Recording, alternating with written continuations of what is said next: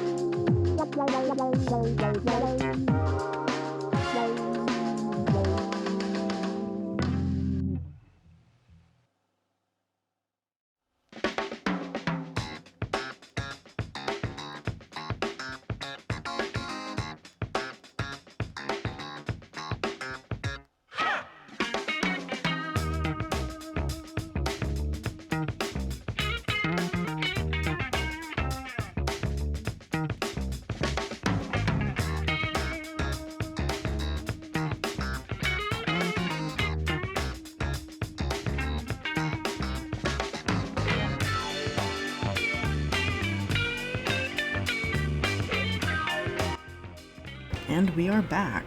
So, yeah, I think the habitat's looking pretty good. I'm a little bit disappointed that we can't do more planting up here, but unfortunately we used our entire foliage budget down here. So let me go ahead and go into free look mode, or not free look, explore mode. There we go. If I sound a little bit quiet, yeah, my husband is sleeping in the background, so I'm trying to let him have his rest. So, here's the view from down here.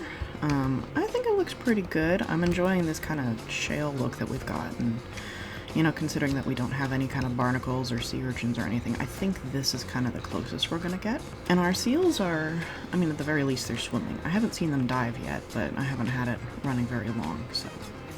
We've got their platform float up there for enrichment. Got all of our staghorn seaweed, which I think looks about as convincing as we're gonna get without actual seaweed assets. So I'm pretty happy with it. We've used some hydrilla, you know, just to sort of blend things in a little bit. It doesn't clip properly into the ground, but I'm not terribly worried about it, honestly. So I think it looks good. And then of course we framed out our glass face through here. This is not original as an idea at all, but it looks really good, so I'm very happy with it. And as we come around here, you can see the tunnel through here and all the different shapes. I'm really happy with how this turned out. It's an enormous tank, and normally when you end up with an enormous tank, you end up with an enormous workload. But considering that we only used a handful of pieces, I think it's pretty good. And then, of course, if we come around towards the back, we incorporated some of that rubble. It gives it a more industrial vibe. I think the only thing I would really add is I'd like to use some of those shipwreck pieces. Maybe I'll add a few of those just to add a couple of just nice little touches. And then over here is our cave, which I've purposefully left a little plain, simply because this is kind of a tight, narrow space, and I don't know how much they're going to use this. But it looks pretty solid. No barnacles in here, so. And then, of course, I ended up, well, partially bringing the shale out of the habitat. I've seen this done in real zoos and aquariums where they'll take some elements of what's inside the habitat and bring it out, partially to add cohesion and partially, I think, for guest enrichment, so you can actually like see it and touch it and figure out what kind of rock and stuff like that this is. So I wanted to do a little bit of that. And then if we come up here, this little platform, which I have not decorated, leads you to the upper view, where you can actually see the seals, who like to spend a surprising amount of time here on the surface, which I don't know what that's about. Of course, we're always going to be running into some problems in this kind of walk mode, so I'm going to escape out of this.